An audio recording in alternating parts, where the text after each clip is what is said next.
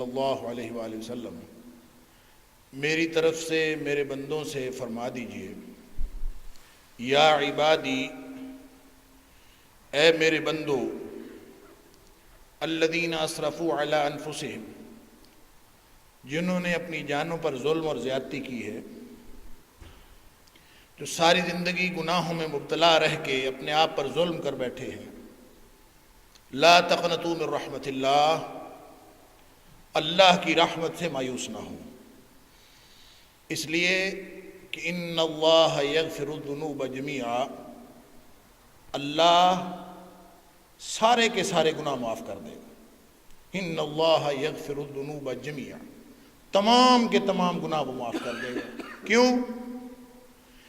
انہ هو الغفور الرحیم، اس لیے کہ وہ ہے ہی بہت بخشنے والا اور ہمیشہ رحم کرنے والا۔ لیکن ایک کام تمہیں کرنا پڑے گا، وَأَنِيبُوا إِلَىٰ رَبِّكُمْ وَأَسْلِمُوا لَهُ، کہ تم سب ہر طرف سے منہ موڑ کر ایک اللہ کی طرف جھک جاؤ۔ وَأَنِيبُوا إِلَىٰ رَبِّكُمْ، اپنے پالن ہار کی طرف جھک جاؤ، اسی کی طرف مڑ آؤ واپس۔ وَأَسْلِمُوا لَهُ، اور اپنے آپ کو اس کے سپرد کر دو۔ اور یہ کام تمہیں جلدی کرنا پڑے گا، من قبل ان یاتیکم العذاب، ایسا نہ ہو کہ تمہاری جو ظلم اور زیادتی کی زندگی ہے، جو گناہوں میں ابتلا کی زندگی ہے، وہ ابھی چل رہی ہو اور اللہ کا عذاب آ جائے۔ اور جب اللہ کا عذاب آ گیا تو پھر نہ دعائیں کرنے کا کوئی فائدہ ہوگا، نہ واپس مڑنے کا کوئی فائدہ ہوگا۔ لہٰذا من قبل ان یاتیکم العذاب، عذاب آنے سے پہلے پہلے تمہیں اللہ کی طرف مڑنا ہوگا۔ ثم لا تنصرون، اگر اللہ کی طرف سے عذاب آ گیا تو پھر تمہارے اوپر تمہارا مددگار کوئی نہیں ہوگا۔ اللہ اکبر۔ اللہ تعالیٰ نے مجھے اور آپ کو، ہم سب کو اس دنیا میں امتحان کے لیے بھیجا ہے، اور یہ امتحان بڑا سخت امتحان ہے، ہر لمحہ جاری رہنے والا امتحان، نہ خلوت، نہ جلوت، نہ کاروبار، نہ گھر، نہ دن نہ رات، نہ سوتا نہ جاگتا، کوئی لمحہ ایسا ہماری زندگی میں نہیں جب یہ امتحان ہو نہ رہا۔ اللہ اکبر۔ اور اتنے مشکل امتحان میں، امتحان کس بات کا ہے؟ فرمایا لیبلوکم ایکم احسن عملا، تم سے کثرت عمل یعنی عمل زیادہ کرنے کا مطالبہ نہیں کیا، مطالبہ یہ ہے کہ عمل اچھے کرو، حسن عمل کا امتحان ہے، کثرت عمل کا امتحان نہیں۔ کوانٹٹی اللہ نے نہیں دیکھنی، کوالٹی دیکھنی۔ جو کام تم کرتے ہو اس کی کوالٹی کیا ہے؟ نماز پڑھتے ہو اس کی کوالٹی کیا ہے؟ کیا اللہ کے ساتھ تمہارا رابطہ، تمہارا کانٹیکٹ اللہ کے ساتھ ہوا؟ نماز تو اللہ کے ساتھ رابطہ قائم کرنے کے لیے ہے، روزہ اپنے اندر تطہیر اور پاکیزگی پیدا کرنے کے لیے، اور اگر روزے کے بعد پاکیزگی پیدا نہیں ہوتی، اگر نماز کے بعد اللہ کے ساتھ نماز میں رابطہ قائم نہیں ہوتا، اور نماز گناہوں اور بے حیائیوں سے نہیں روکتی، تو اس کا مطلب یہ ہے کہ ہمارے اعمال کی وہ کوالٹی نہیں ہے جو اللہ تعالیٰ چاہتا۔ تو فرمایا پھر ساری زندگی تم نے اپنے اوپر ظلم کر لیا ہے، اسرفوا علی انفسہم، گناہ پہ گناہ کرتے گئے، نہ اعمال کی کوالٹی ملحوظ رہی، نہ نبی پاک صلی اللہ علیہ وآلہ وسلم کی سنت ملحوظ رہی، نہ اللہ کو راضی کرنا زندگی کا مقصد رہا، زندگی ضائع ہو گئی۔ اللہ اکبر۔ دو ہی باتیں، ہر عمل اس کے دو پہلو ہوتے، ایک ظاہری پہلو اور ایک باطنی پہلو۔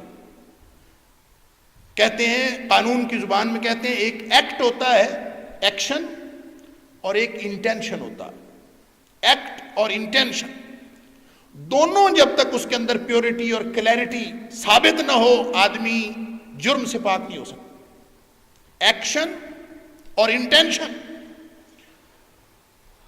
قرآن، نبی پاک صلی اللہ علیہ وسلم فرمایا انما الاعمال بالنیات، اسلام نے بھی انٹینشن کو بڑی اہمیت دی ہے. کس لیے عمل کر رہے ہو, مقصد کیا ہے, پیچھے ارادہ کیا ہے. اور واحد ارادہ جو انسان کے اعمال کا محرک ہو سکتا ہے وہ واحد ارادہ ہے, اور وہ نیت یہ ہے کہ میرا اللہ راضی ہو جائے. واحد, کوئی دوسری بات نہیں. اگر اس میں کوئی دوسری بات آ گئی, میرے والد صاحب راضی ہو جائیں, میرا باس خوش ہو جائے, دنیا خوش ہو جائے, میرے آڈینس مجھ سے خوش ہو جائیں, میرے اہل محلہ خوش ہو جائیں, ذرا سی بات اس میں کوئی ایڈ ہوئی, یہی تو شرک ہے. نبی پاک صلی اللہ علیہ وسلم نے فرمایا جو شرک خفی ہے وہ یہ ہے کہ کوئی شخص کسی دوسرے کو دکھانے کے لیے عمل کرتا ہے, اللہ کو خوش کرنے کے لیے عمل نہیں کرتا. کوئی اور انٹینشن ہو سکتی. اللہ کو خوش کرنا وہ واحد مقصد ہے جس سے اعمال کی کوالٹی بنتی. اور دوسرا مقصد, دوسری چیز جو آبویس ہے, جو اپیرنٹ اس کا اسپیکٹ ہے ہر عمل کا, ایک ظاہری اور ایک باطنی. جو ظاہری اسپیکٹ ہے اپیرنٹلی وہ عمل نبی پاک صلی اللہ علیہ وسلم کے طریقے کے مطابق ہونا چاہیے. اگر وہ نبی پاک صلی اللہ علیہ وسلم کے طریقے کے مطابق ہے, مقصد اس کا اللہ کو راضی کرنا ہے, تو اللہ کوتاہیاں بھی معاف کر دے گا, اللہ غلطیاں بھی معاف کر دے گا. اس کا تو وعدہ ہے ان اللہ یغفر الذنوب جميعا. اور اگر 40 سال 45 سال 60 سال عمر ہو گئی, ساری زندگی یہ نہیں دیکھا کہ میں کیا کر رہا ہوں. ہم دعویٰ ایمان سب کرتے ہیں, ہم سب کا دعویٰ ہے کہ ہم مومن ہیں. اللہ تعالیٰ خطاب فرماتا ہے یا ایھا الذین آمنوا اتقوا اللہ. مومنوں, ایمان کا دعویٰ کرنے والوں, کیا ہر وقت اللہ سے ڈرتے ہو؟ اتقوا اللہ, تقویٰ پتہ کیا ہے؟ اس کی ساری تفصیلات سے قطع نظر اور اس کی پیچیدگیوں سے بھی قطع نظر. تقویٰ یہ ہے, میں ایک سادہ سی بات کرتا ہوں, تقویٰ ایک دوہرے احساس کا نام ہے اور وہ دل میں ہوتا ہے. نبی پاک صلی اللہ علیہ وسلم نے فرمایا التقویٰ ہا ہنا, التقویٰ ہا ہنا, التقویٰ ہا ہنا. تقویٰ دل میں ہوتا ہے لیکن اس کا اظہار تو عمل سے ہوتا ہے. سادہ سا ایک فارمولا ہے, اگر سمجھ میں آ جائے تو اس کے لیے کسی توپ سائنس کی ضرورت نہیں. پڑھا لکھا ان پڑھ, مشرق و مغرب کا آدمی, ہر شخص اس کو سمجھ سکتا ہے بشرطے کہ اس کی نیت عمل کرنے کی ہو. کیا احساس ہے؟ دوہرا احساس, دو اسپیکٹ رکھنے والا. اس کا پہلا اسپیکٹ یہ ہے کہ ہر وقت دل میں تڑپ پیدا ہو جائے. دوہرا احساس ہے نا, اس احساس کا ایک پہلو یہ ہے کہ دل میں تڑپ پیدا ہو جائے, ہر وقت یہی سوچتا رہے کہ کوئی کام چھوٹے سے چھوٹا مجھ سے ایسا سرزد نہ ہو جائے جو اللہ کی ناراضگی کا باعث بن سکتا ہے. ہر وقت اللہ سے ناراضگی سے اللہ کی ناراضگی سے بچنے کا احساس ہر لمحہ سوچتا ہے کہ اللہ مجھ سے کوئی چھوٹی سے چھوٹی ایسی غلطی نہ ہو جائے جس سے تو ناراض ہو جائے. یہ تڑپ دل میں پیدا ہو جائے. اور اسی احساس کا دوسرا پہلو یہ ہے کہ کوئی چھوٹے سے چھوٹا کام ہونے سے رہ نہ جائے جو اللہ کی رضامندی کا باعث بن سکتا. یہ دوہرا احساس جس کے دل میں آ گیا, ہر وقت اللہ کی ناراضگی سے بچنے کا احساس, ہر وقت اللہ کو خوش کرنے کا احساس, اللہ کو راضی کرنے کا احساس, اگر یہ دل میں آ گیا تو اسی کا نام تقویٰ ہے. فرمایا یا ایھا الذین آمنوا اتقوا اللہ, ایمان کا دعویٰ کرنے والوں ہر وقت اسی تڑپ میں رہا کرو کہ میرا اللہ راضی ہو جائے اور میں اللہ کی ناراضگی سے بچ جاؤں. کیا ہر عمل کی بنیاد یہ ہے وَلْتَنْظُرْ نَفْسٌ مَّا قَدَّمَتْ لِغَدٍ. تو سوچو تو جتنی زندگی گزری ہے کیا آگے بھیجا ہے اللہ کے پاس, کل کے لیے کیا جمع کیا ہے. وَلْتَنْظُرْ نَفْسٌ مَّا قَدَّمَتْ لِغَدٍ. کیا دل میں یہ احساس ہوتا ہے کہ اللہ میرے سے تو بڑی غلطیاں ہو گئی, اللہ میں تو آگے کچھ بھی نہیں بھیج سکا. صحابہ کرام پتہ کیا کرتے تھے, ہر وقت اس فکر میں رہتے تھے. ایک صحابی, اس کے گھر کا سامان کم ہونا شروع, ایک دن ایک چیز نہیں، اگلے دن دوسری چیز نہیں، تیسرے دن تیسری چیز نہیں، سامان گھر کا کم ہو رہا۔ کسی دوسرے دوست نے پوچھا کہ بھائی کیا مسئلہ ہے، تمہارے گھر کا سامان کم ہو رہا ہے؟ تو کہتے ہیں کہ میں نے ایک اور گھر بنایا ہے، اس گھر میں مجھے سامان کی ضرورت ہے، میں اپنا سامان وہاں شفٹ کر رہا ہوں، اور جب میرا سارا سامان وہاں شفٹ ہو جائے گا پھر میں بھی اس گھر میں شفٹ ہو جاؤں گا۔ اللہ اکبر! بھائی کہاں گھر بنایا ہے؟ جنت میں گھر بنایا ہے۔ جنت کے گھر کے لیے فرنیچر کی ضرورت ہے، جنت کے گھر کے لیے سامان کی ضرورت ہے، جنت میں گارڈن باغیچہ بنانے کی ضرورت ہے۔ اللہ اکبر! حضرت ابراہیم علیہ السلام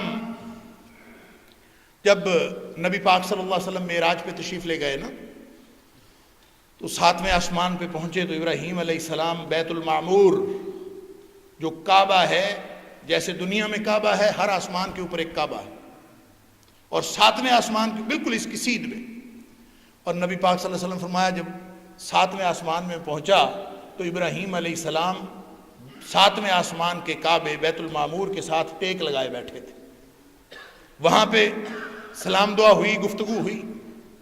نبی پاک صلی اللہ علیہ وسلم جب واپس تشریف لانے لگے، غالباً ترمذی شریف کی حدیث ہے کہ جب واپس تشریف لانے لگے تو ابراہیم علیہ السلام نے کہا کہ یا محمد صلی اللہ علیہ وسلم اقرئ امتک منی السلام، اپنی امت کو میری طرف سے سلام کہنا۔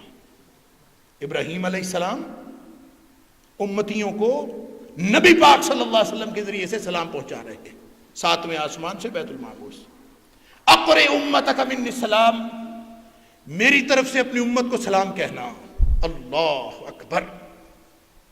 اور ساتھ یہ بتانا کہ ان الجنت طیبۃ الترابہ، طیبۃ التربہ، کہ جا کے ان کو بتانا کہ جو جنت ہے نا اس کی مٹی بڑی پاکیزہ ہے۔ پیغام دینا، جا کے سلام دینا اور جنت کے بارے میں بتانا، جنت کی مٹی بڑی پاکیزہ ہے۔ وعذبۃ الماء، جنت کا پانی بڑا میٹھا ہے۔ کاشتکار جانتے ہیں کہ میٹھا پانی ہو، مٹی بہت اچھی شاندار ہو تو اب پیچھے کسر کس چیز کی رہ جاتی ہے؟ اس کو کاشتکاری کرنے کی، کہ اس میں کاشتکاری کی جائے، باغات لگائے جائیں، کھیت لگائے جائیں، فصلیں حاصل کی جائیں۔ فرمایا جا کے بتانا میری امت کو، اپنی امت کو میری طرف سے سلام کہہ کے کہ جنت کی مٹی بڑی پاکیزہ، بڑے معاملات یہاں کے بہترین، پانی بڑا میٹھا، وَأَنَّهَا قِيعان، اور ہے بھی بڑی ہموار، پہاڑ نہیں ہیں، گڑھے نہیں ہیں، ہموار بہترین زمین ہے۔ اب رہ گئی بات کہ اس کے اوپر تم نے کاشتکاری تم نے اپنے عمل سے کرنی ہے۔ یہ ہے پیغام۔ فرمایا وَغِرَاسُهَا، اور بطور مثال فرمایا کہ اس کی غراس، اس کی کاشتکاری، اس کا کھیت، اس کے پودے وہ بھلا کیا ہے؟ فرمایا سبحان اللہ والحمد للہ ولا الہ الا اللہ واللہ اکبر۔ تیری امت جب سبحان اللہ پڑھے گی، الحمدللہ پڑھے گی، اللہ اکبر پڑھے گی، لا الہ الا اللہ پڑھے گی، تو جنت کے اندر پودے لگتے چلے جائیں گے۔ تو لگا لو پودے، کتنے باغات لگائے ہیں۔ وَلْتَنْظُرْ نَفْسٌ مَّا قَدَّمَتْ لِغَدٍ، کل کے لیے کیا کیا۔ اگر یہ ساری زندگی احساس نہیں ہوا تو بڑا خطرناک معاملہ ہے۔ اللہ اس کے گناہ معاف نہیں کرتا جس کو یہ احساس ہی نہیں۔ گناہ اس کے معاف کرتا ہے جس کو یہ احساس پیدا ہوتا ہے کہ اللہ میں نے تو اپنی زندگی ضائع کر دی، زندگی میں کرنا کچھ اور تھا، تیری رضا کے لیے زندگی گزارنی تھی۔ اللہ نے رزق کے لیے تو زندگی گزارنے کے لیے نہیں کہا۔ فرمایا وما خلقت الجن والانس الا لیعبدون، کہ میں نے تو صرف اس لیے پیدا کیا ہے کہ تم میری بندگی کرو، بندگی کے لیے پیدا کیا ہے۔ سورہ طٰہٰ میں فرمایا لا نسألک رزقا، کہ ہم تجھ سے رزق کب مانگتے ہیں، کب کہا ہے؟ اور ما ارید منہم من رزق، وہاں فرمایا میں ان سے لوگوں سے رزق تو نہیں مانگتا مجھے کما کے کھلائیں، کمائیاں کریں، دن رات لگے رہیں، کمائیاں کریں، یہ میں نے کب تقاضا کیا ہے؟ ما اريد منهم من رزق، میں رزق تو مانگتا ہی نہیں ہوں، ان اللہ هو الرزاق المتین، رزق دینے والی ذات تو وہ ہے۔ رزق کا مطالبہ کب کیا؟ کب تم سے کہا ہے کہ اپنی زندگی ساری کی ساری اسی بات پہ لگا دو؟ ما اريد من رزق، میں تو نہیں مانگتا رزق۔ ان اللہ هو الرزاق، دینے والا وہ ہے، المتین، اس جیسی منصوبہ بندی کرنے والا کوئی، اس جیسی پلاننگ کسی کے پاس نہیں۔ تم جتنی مرضی پلاننگز کر لو، اس جیسی پلاننگ ہو نہیں سکتی۔ تو جب سارا ذمہ اس کا ہے تو پھر تمہیں پریشانی کس بات کی؟ فرمایا زندگی اگر ضائع ہو گئی ہے، 40 45 60 سال گزر گئے، اب بھی اگر احساس ہو جائے، اس وقت بھی احساس ہو جائے کہ اللہ میں نے تو تجھے راضی کرنا تھا، میری زندگی کا مقصد تیری ناراضگی سے بچنا تھا، میں کر نہیں سکا۔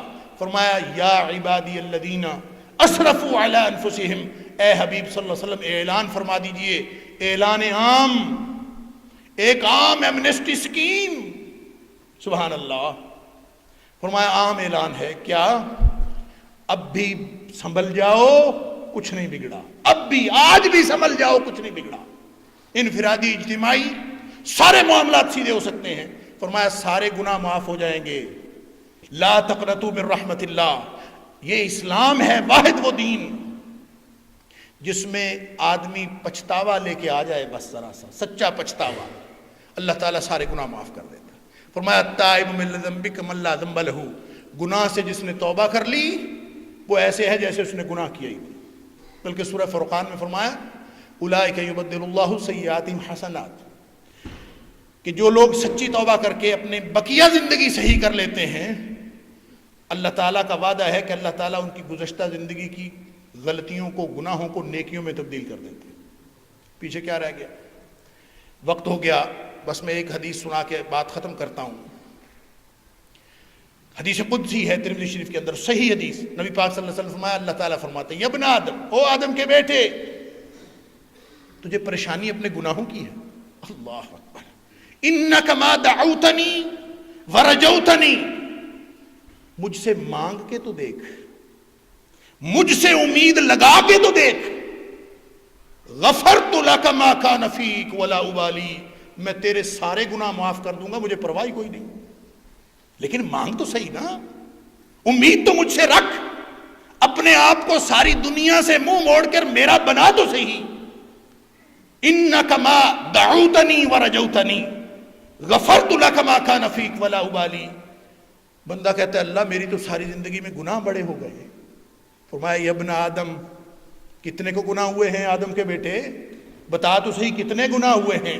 لو بلغت ذنوبک عنان السماء، اگر تیرے گناہ اتنے ہو گئے ہیں نا کہ زمین آسمان کا درمیان بھر گیا ہے، اتنے گناہ، اللہ اکبر، زمین آسمان کا سارا درمیان بھر جائے، تیرے گناہ اتنے ہو جائیں، لیکن ایک دفعہ مجھے تو کہہ دے اللہ مجھے معاف کر دے، ثم استغفرتنی، پھر تو مجھ سے معافی مانگ لے، کہہ دے کہ اللہ تو معاف کر دے، آج کے بعد میں تیرا، آج سے پہلے کی غلطیاں تو معاف کر دے، آج کے بعد میری زندگی تیرے لیے گزرے گی، تیرے نبی کریم صلی اللہ علیہ وسلم کے طریقے پر گزرے گی، اللہ سے اتنا کہہ دیں۔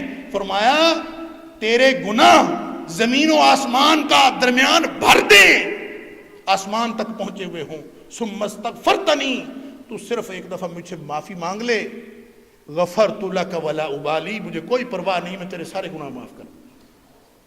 سبحان اللہ۔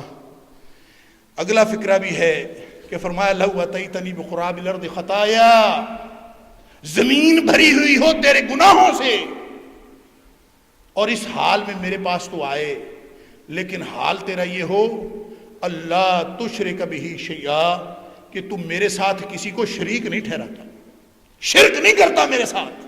کیا مطلب؟ کبھی کسی اور کی رضا کے لیے کام نہیں کرتا، تیرے اعمال کا محرک سوائے اللہ کو راضی کرنے کے اور کوئی نہیں ہوتا۔ اگر تیری زندگی اس طرح سے گزری ہے تو تیری غلطیاں کوتاہیاں تو میں ویسے ہی معاف کر دوں۔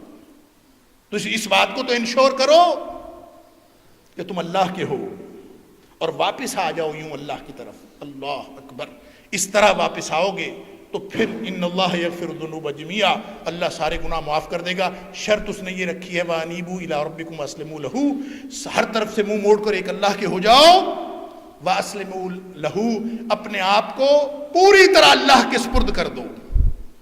انسان سمجھتا ہے کہ میں سارے نتائج میں حاصل کر لوں گا اپنی مرضی سے، لیکن نتیجے تو اللہ نے اپنے ہاتھ میں رکھے، کچھ نہیں انسان کے ہاتھ میں۔ انسان کے ہاتھ میں کوشش کرنا۔ اپنی زندگی کا ہم جائزہ لے لیں، کتنی باتوں کی کوشش کی، کتنی پلاننگ کی، کتنی منصوبہ بندی کی، کوشش بھی کی، محنت بھی کی، پلاننگز فیل ہوئی نا، نتیجہ نہیں نکلا نا حسب منشا، تو کیوں نہ اپنے آپ کو، اپنی زندگیوں کو اس کے سپرد کر دیا جائے جس کے ہاتھ میں اشیاء کے نتائج ہیں، جس کے ہاتھ میں نتیجہ ہے، اپنے آپ کو اس کے سپرد کر دیں۔ وَأَنِيبُوا إِلَىٰ رَبِّكُمْ وَأَسْلِمُوا لَهُ، اس کا یہی معنی ہے کہ کوشش کرو اللہ کو راضی کرنے کی، لیکن اپنی غلطیاں، کوتاہیاں، معاملات سارے اللہ کے سپرد کر دو۔ اللہ میں تیرا ہوں، تو میری غلطیاں، کوتاہیاں معاف کر دے۔ جب اللہ سے کوئی شخص اس طرح امید لگاتا ہے تو اللہ کا وعدہ ہے کہ وَأَنِيبُوا إِلَىٰ رَبِّكُمْ وَأَسْلِمُوا لَهُ، جب تم یہ کر لو گے تو ان اللہ یغفر الذنوب جميعا، اللہ سارے کے سارے گناہ معاف کر دے گا۔ اللہ تعالیٰ مجھے اور آپ کو اس بات کی توفیق عطا فرمائے۔ وآخر دعوانا الحمدللہ رب العالمین۔